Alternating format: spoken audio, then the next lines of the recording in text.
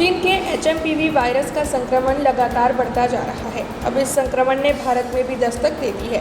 भारत में इसके 8 केस अब तक दर्ज किए जा चुके हैं और गुजरात में भी 2 केस सामने आए हैं, जिसने आरोग्य विभाग की चिंता बढ़ा दी है। हालांकि इस वायरस से खुद को बचाने के लिए गाइडलाइंस आरोग्य विभाग की ओर से जारी की गई है। तब इस मामले के मद्देनज़र आरोग्य समिति के पूर्व चेयरमैन डॉक्टर राजेश शाह की ओर से भी ज़्यादा जानकारी दी गई है।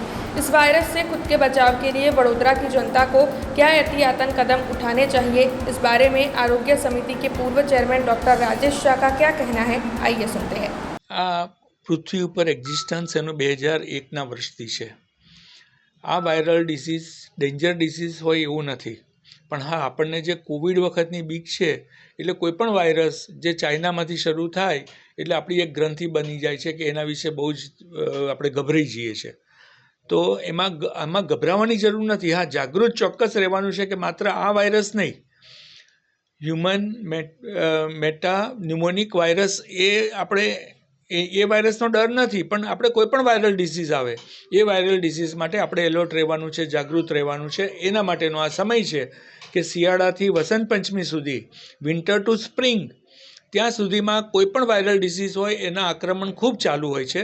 તો આપણે સૌએ સ્વસ્થ રહેવું એવી મારી સૌને આપના માધ્યમથી અપીલ છે કે તમે જેટલું આપણને કોવિડમાં આપણને ખબર છે કે આપણે SMS એટલે સોશિયલ ડિસ્ટન્સ, માસ્ક અને સેનિટાઇઝેશન એનો ઉપયોગ કરતા હતા।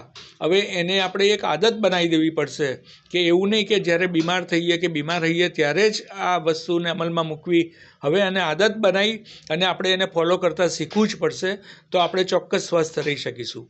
આપના માધ્યમથી જ્યારે આ વાયરસ બાળકોને વધારે ઇફેક્ટ કરે છે તો હું એટલું ચોક્કસ જણાવું કે આપના બાળકને શરદી, ખાંસી, તાવ એવો કોઈ પણ લક્ષણ હોય તો આપ ચોક્કસ તાત્કાલિક ડૉક્ટરને પણ બતાવજો અને એને ઘરે આરામ પણ કરાવજો।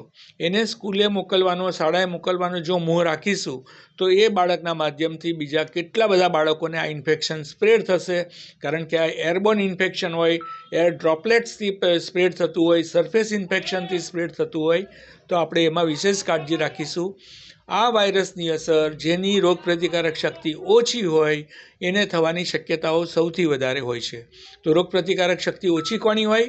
નાના બચ્ચાઓની ઓછી હોય, મોટી ઉંમરવાળાની ઓછી હોય, જેને બીજી દવાઓ ચાલતી હોય એ લોકોની ઓછી હોય, જે ઓપરેશન ને સર્જરી જેને તાત્કાલિક કરાવી હોય એને ઓછી હોય, સગર્ભા માતા હોય, ધાત્રી માતા હોય કે જેની ડિલિવરી હમણાં જ થઈ હોય એ લોકોની ઓછી હોય, તો એ લોકોએ વિશેષ કાળજી રાખવાની છે અને એમને વિશેષ ધ્યાન પણ રાખવાનું છે, કારણ કે એ તંદુરસ્ત હશે તો આખું ઘર તંદુરસ્ત રહેશે અને ઘર તંદુરસ્ત રહેશે તો સમાજ અને મારું વડોદરા તંદુરસ્ત રહેવાનું છે।